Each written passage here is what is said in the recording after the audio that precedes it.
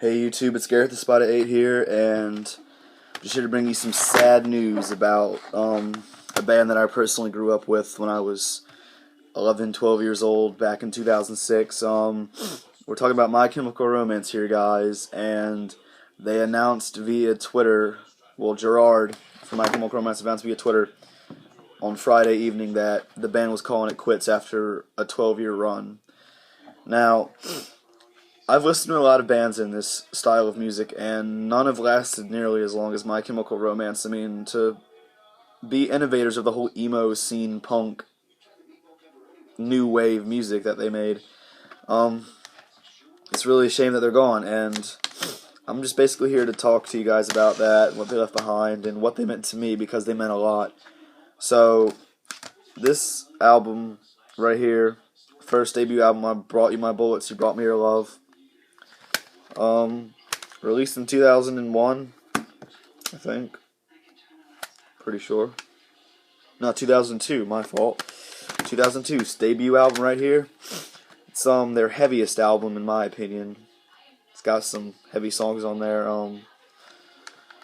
Mine's actually the double disc version. It's got some other Eyeball Records bonus songs. Bonus disc by some other bands that were signed to the record label at that time, so 2 discs.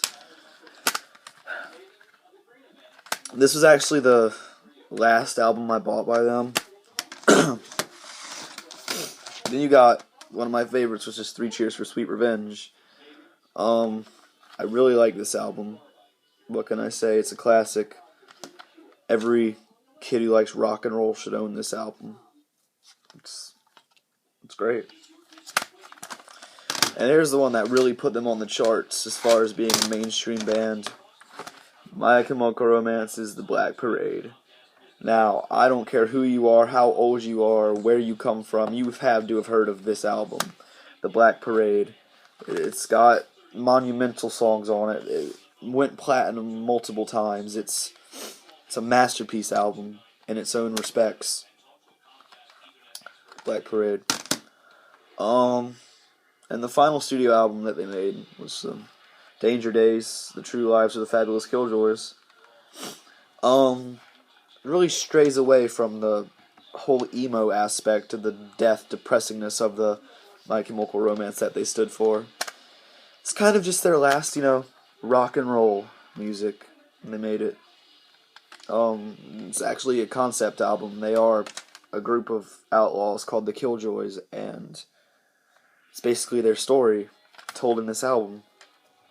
But yep, have all the studio albums by My Chemical Romance.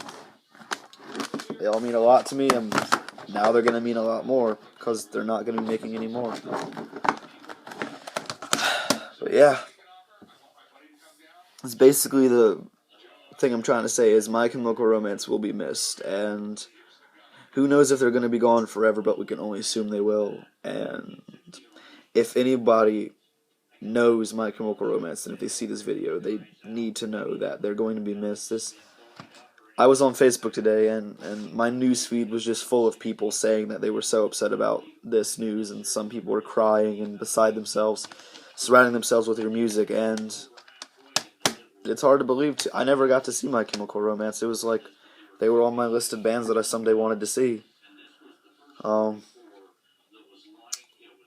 But yeah. I don't really know what else to say. I mean, they were such a great influence on me. If it wasn't for them, I wouldn't have listened to this style of music. I wouldn't have listened to the music I listen to today. It's just, you'll be missed, guys. Like, you guys rock forever and always. My Chemical Romance.